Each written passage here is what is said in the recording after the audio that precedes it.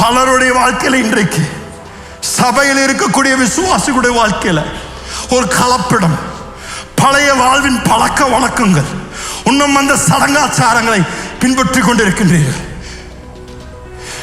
நீங்கள் எதை விட்டு தேவன் உங்களை விடுவித்தாரோ அதிலிருந்து விடுதலையாக நில்லுங்க.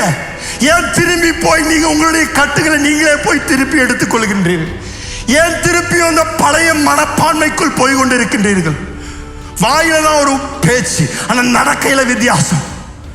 வாயில தான் யாரு வேணாலும் நான் கல்யாணம் பண்ணிப்பேன்னு சொல்லுவாங்க, ஆனா போய் அந்த குடும்பத்தோட பேசுவோம், நீ என்ன ஜாதி, உனக்கு யாரு, எங்கிருந்து வந்திருக்கிற?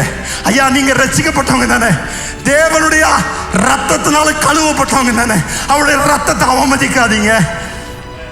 தேவனுடைய ராஜ்யத்தில் கிரேக்கரும் அல்ல, யூதரும் அல்ல, புறஜாதியும் அல்ல, ஒரே ஒரு ஜன கூட்டத்தார் மாத்திரம் தான் இருக்கிறாங்க.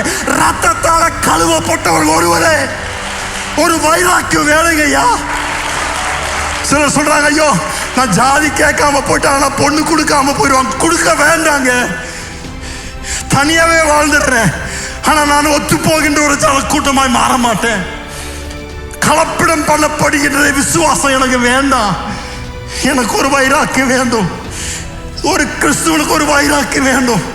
என்னுடைய நம்பிக்கைக்காக, என்னுடைய விசுவாசத்திற்காக நான் எல்லாவற்றையும் கொடுக்க நான் ஆயத்தமா இருக்கிறேன் ஐயா. எனக்கு வேலை வரனாலும் பரவாயில்ல, எனக்கு கடன் தரனாலும் பரவாயில்ல, எனக்கு வர வேண்டியது வரனாலும் பரவாயில்ல, என்னுடைய விசுவாசத்தை நான் காத்துக்கொள்ள விரும்புகிறேன், என்னுடைய சாட்சியை நான் காத்துக்கொள்ள விரும்புகிறேன் ஐயா. இப்படிப்பட்ட ஒரு துடிதுடிப்பு சபையில வேணும் ஐயா. இப்படிப்பட்ட இருள் சூழ்தல் நாட்களில் நம்ம ஒரு வெளிச்சமாய் நிற்கணும் என்றால் இப்படி பகிரங்கமாய் எழும்பி நின்று தேவனுக்காக என் வாழ்க்கையை வாழுவேன் என்று தேவ பிள்ளைகள் எழும்பணும்.